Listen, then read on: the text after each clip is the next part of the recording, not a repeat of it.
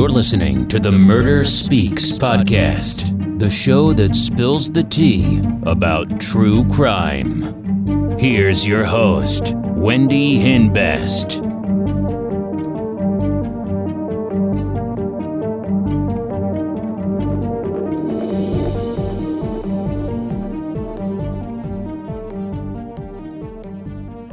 I miss her so much. Anything can help in returning of Jamie. Please help. She's my only sister. I feel very alone now. Hey, welcome back to Murder Speaks. I hope everyone's having a great week. So today's real crime story is about 32-year-old Jamie Laiaddee of Chandler, Arizona. May 28, 2010. Her parents called the police to report her missing. She has been missing for 10 weeks.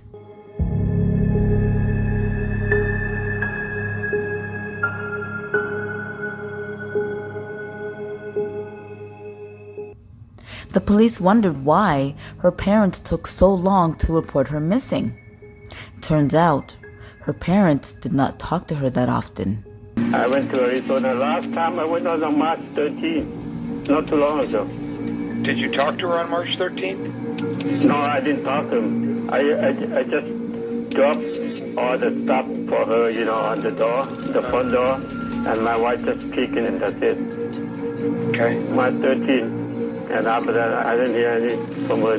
When's the last time you actually talked to Jamie? About 9 years something. My wife and me tell her to go back to school again, when she graduated from Michigan. Uh-huh. Yeah, and she said she don't want to go back to school again. Okay. And after that, I didn't talk to her since. Any idea why she's so mad at you? Yeah, because, I don't know, she thought, I loved,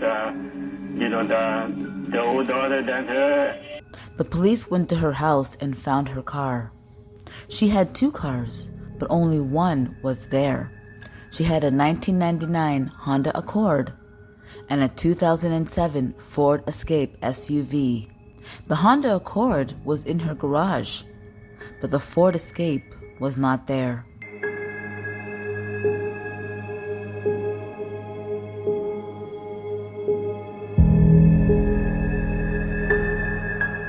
The police used forced entry to enter her house. The house was unkept, very cluttered, and there were no signs of the house being cleaned recently. There were no clues in the house for her whereabouts. The police decided to call her friends. She said she lost her job. My last conversation, she said she had an offer out of state, and I can't remember where she said it was, and she said she was going to accept it. Jimmy had a live-in boyfriend named Brian Stewart. Apparently, she told her friends she was afraid of him. So the police called and left messages for him, but he didn't call them back. Nobody has heard from Jamie or Brian in a long time.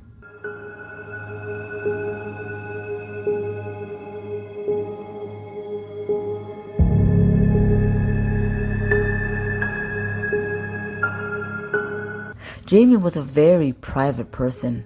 Jamie had a history of leaving for long periods of time without telling anybody where she was going, but she always came back. Her relationship with her parents was strained. In fall 2009, she lost her job and found a new one in Denver. The police found her car 18 miles away in Scottsdale, Arizona. The police found a possible address and decided to keep an eye on the house. Then, in the late evening, the SUV pulls up to the gate, and it was her boyfriend, Brian Stewart, behind the wheel. He tells police he's Jamie's ex-boyfriend, and that she moved to Colorado about 10 weeks ago, and he has not seen or heard from her since. The police take him in on a suspended license and question him about Jamie's whereabouts. The backdrop to this story is that she hated living in Arizona. Okay. And she wanted out really bad. Okay. She had accepted a job and I don't remember the name of the company. When I left at 3:45, she was sleeping. I know because I kissed her on the forehead. After that, I don't know.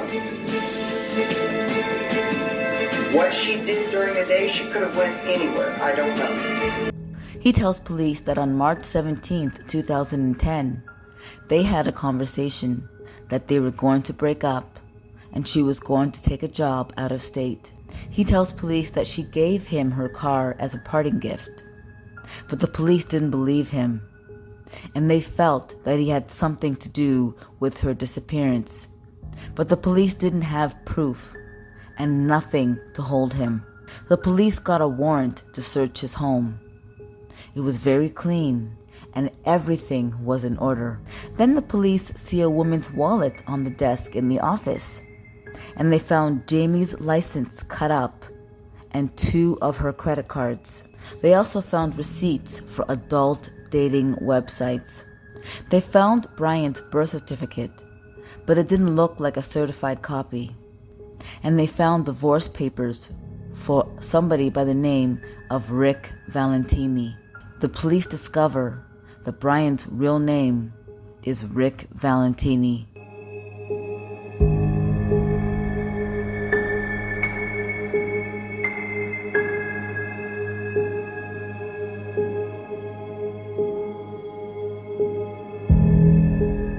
And he created a new name, Brian Stewart. He had 3 former wives and a troubling childhood. At the age of 16, he lived in his mother's garage before she placed him in foster care.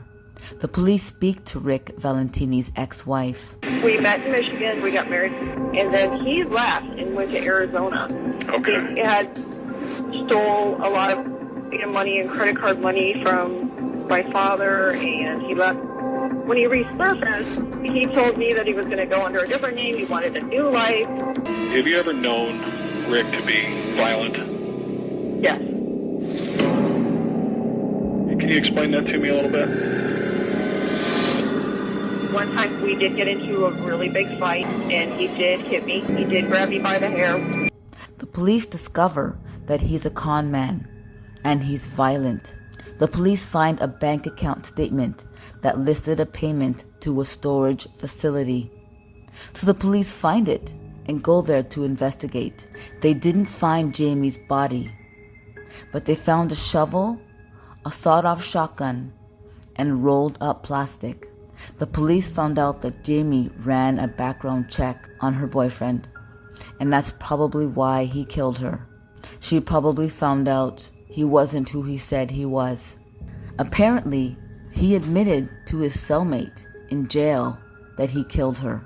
He told him that he shot Jamie with a sawed-off shotgun and got rid of her body in a way police would never find her. He told me, I wish I knew where they were looking. You know what I mean? Like he said, wondering where you guys are looking for the body at. If you guys are getting warm or... In March 2011, he was charged with her murder and was sentenced to 22 years in jail for her murder and 32 years for fraud and weapons charges. Not only is Jamie Laiaddee alive, she is out of state and living incognito because of her fear and hatred for her father. 8 years later, Jamie's body was found. A construction crew was digging in an undeveloped area and discovered remains. The medical examiner's office identified the remains as Jamie Laiaddee. And to this day, Rick still denies killing her. He was a con man. She trusted him, and now she's dead. Be careful who you trust. Dating could be a dangerous game sometimes. Thank you so much for joining me on this week's Real Crime Story. If you like it, please share it. Sharing is caring. And if you are a true crime addict like me, check out my store at crystalkiss.com. That's Crystal with a K for some murder merch. Start killing it with Crystal Kiss murder merch.